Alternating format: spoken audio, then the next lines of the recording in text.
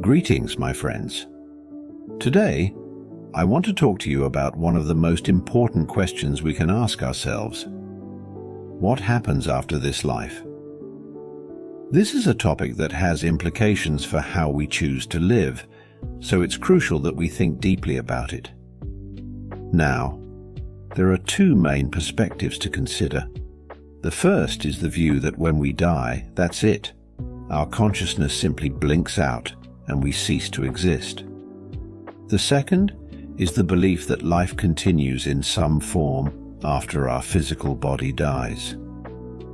If you subscribe to the first view, that death is the end, then the logical conclusion is that the only thing that matters is maximizing your pleasure and material gains in this lifetime.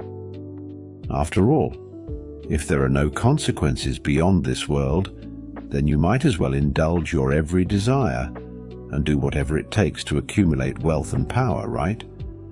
However, if you believe that life goes on in some way after we die, then you have to start considering what kind of existence might be waiting for you. What if the things you did in this life actually do follow you into the next? Wouldn't you want to make sure you're well prepared and have done the necessary work to create the best possible outcome? This is the key distinction I want you to reflect on today. Because how you answer this fundamental question about the nature of existence will shape every aspect of your life, your values, your priorities, and the way you choose to spend your time and energy. You see, if we approach life with the mindset that nothing matters beyond this physical realm, then we're essentially living with blinders on. We get trapped in a cycle of constant striving for more money, more possessions, more sensory pleasures, and we end up neglecting the development of our inner selves, our consciousness, our connection to something greater.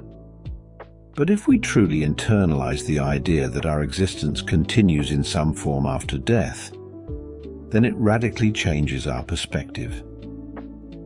Suddenly, the fleeting material things of this world don't seem nearly as important. Instead, we become focused on cultivating our minds and hearts, on expanding our wisdom, our compassion, our understanding of the true nature of reality. This is the path of the spiritual seeker, someone who recognizes that there is far more to life than just accumulating wealth and indulging in temporary pleasures. They understand that the ultimate victory lies not in worldly success, but in the mastery of the self. And they are willing to dedicate themselves wholeheartedly to that lifelong journey of self-discovery and transformation.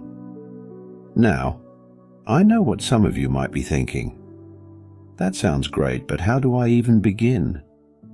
I have so many responsibilities and distractions pulling me in a million different directions. Where do I find the time and energy to work on my spiritual growth? It's a valid concern, my friends. The modern world is full of constant noise and stimulation that can make it challenging to focus inward. But I would argue that it's precisely because of this that we must make the effort. Because the alternative of simply drifting through life without any deeper purpose or meaning is a recipe for dissatisfaction and despair.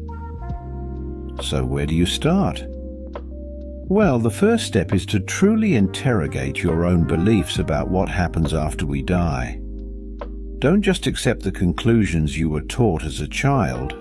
Really examine the foundation of your worldview and ask yourself if it holds up to rational scrutiny.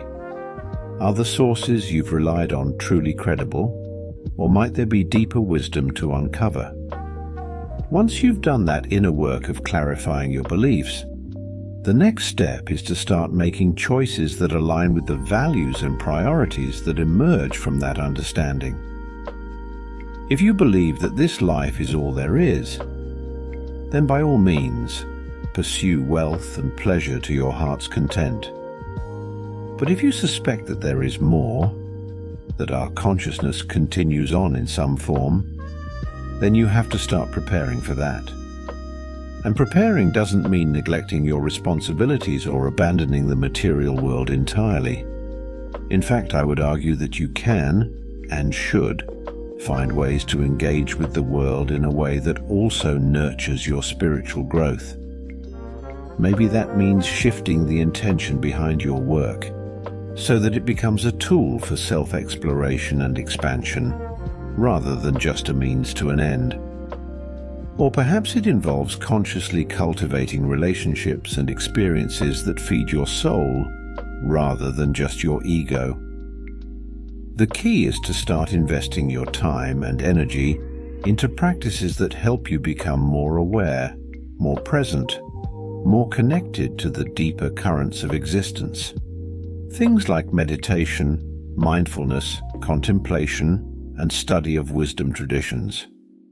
Because the more you can quiet the constant chatter of the mind and open yourself to subtle layers of reality, the more you'll begin to glimpse the truth that lies beyond the veil of the physical world. And let me be clear, this is not about escaping the world or pretending that the material realm doesn't matter. On the contrary, true spiritual awakening actually gives you a deeper appreciation and reverence for the beauty and miracle of existence as we know it. It's about finding a way to engage with the world that is informed by a higher awareness, rather than being driven solely by base desires and egocentric motivations. Ultimately, my friends, the choice is yours.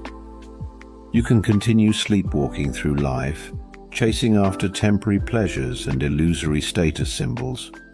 Or you can embrace the responsibility and opportunity that comes with being a conscious, self-aware being, one who recognizes that there is far more to existence than meets the eye. The path of the spiritual seeker is not an easy one. It requires vigilance, dedication, and a willingness to face the sometimes uncomfortable truths about ourselves and the nature of reality. But I can assure you, the rewards are beyond measure. Because when you commit to that journey of self-discovery and transformation, you unlock an infinite wellspring of wisdom, joy, and profound connection that cannot be taken away, even by the inevitability of death. So I encourage you, start asking yourself the big questions. Examine your beliefs, challenge your assumptions, and be willing to expand your perspective. Because the more you open yourself to that deeper understanding, the more equipped you'll be to not just survive, but to truly thrive in this life and beyond. The choice is yours, my friends. What will you choose? Thank you all for joining me on this exploration of life, death, and the infinite possibilities that lie beyond. I hope that through our discussion today, you've been inspired to take that first step towards uncovering your own truth and embarking on a journey of profound personal growth. Remember, you have the power within you to achieve whatever you set your mind to, so go forth with courage, curiosity, and a deep trust in the unfolding of your unique spiritual path. Wishing you all the very best on your transformative journey ahead. Until next time.